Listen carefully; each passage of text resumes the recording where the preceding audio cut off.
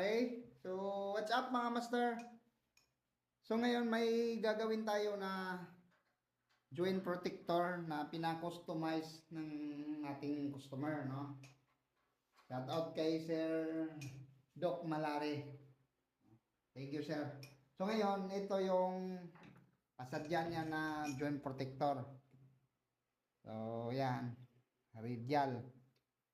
So, yan, pinapalagyan ng para magiging match string doon sa kanyang taco na Pat Dili ni.